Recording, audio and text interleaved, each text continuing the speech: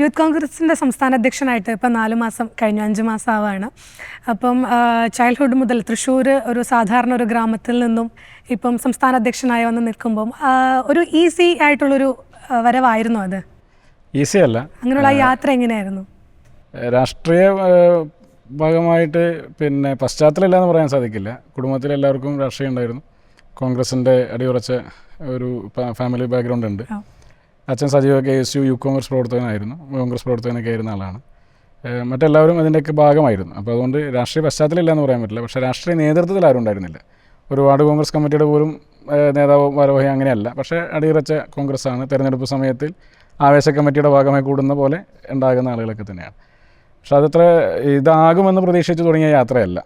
College പഠന കാലഘട്ടത്തിൽ പിന്നെ KSU പ്രവർത്തനത്തിൻ്റെ ഭാഗമായിട്ടാണ് സീരിയസ് പൊളിറ്റിക്സിലേക്ക് കിടക്കുന്നത്. സ്കൂളിൽ പഠിക്കുന്ന സമയത്ത് തെരഞ്ഞെടുപ്പ് സമയത്ത് നമുക്കിങ്ങനെ അന്ന് കുറേ വർഷങ്ങൾക്ക് മുമ്പ് തെരഞ്ഞെടുപ്പ് സമയത്ത് കുറച്ച് സ്റ്റിക്കറൊക്കെ ഇറക്കുമായിരുന്നു. അപ്പോൾ ഈ കൈപ്പത്തി ചിഹ്നമുള്ള ചെറിയ ചെറിയ സ്റ്റിക്കർ കിട്ടും. അപ്പോൾ അത് ബോക്സിൽ ഒട്ടിച്ച് ക്ലാസ്സിൽ കൊണ്ടുപോവുക.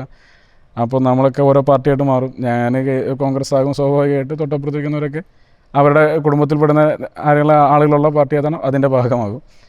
അപ്പോൾ അന്ന് അങ്ങനെയൊക്കെ തോന്നിയിരുന്ന ഒന്നാണ്. പിന്നീട് ഒരു സീരിയസ് പൊളിറ്റിക്സിലേക്ക് കിടക്കുമ്പോൾ കുടുംബ പശ്ചാത്തലം കോൺഗ്രസ് ആയതുകൊണ്ടൊക്കെ തന്നെയായിരിക്കും KSUയിലേക്കൊക്കെ വരുന്നത്. വരാനുണ്ടായിരുന്ന കാരണം അതൊക്കെ തന്നെയാണ്. പക്ഷേ അതിൽ തുടരാൻ നൂറുകണക്കിന് കാരണങ്ങൾ വേറെ ഉണ്ടായി. കോൺഗ്രസ് ആയതിൽ നിന്ന് പിന്നെ കോൺഗ്രസ്സായി തുടരാനും അതിൻ്റെ നേതൃരംഗത്തേക്കുള്ള യാത്രക്കിടയിലേക്കുള്ളതിന് അടുപ്പിച്ചേർത്തിയ ഒരുപാട് ഘടകങ്ങളുണ്ട്. അതിനകത്തുള്ള വലിയ സൗഹൃദത്തിൻ്റെ ഭാഗമായിട്ട് കിട്ടിയ ഘടകങ്ങളൊക്കെ തന്നെയാണ്. പക്ഷേ സംഘടനാ രംഗത്ത് എപ്പോഴും സജീവമായിട്ട് നിൽക്കാൻ ശ്രമിച്ചിരുന്നു.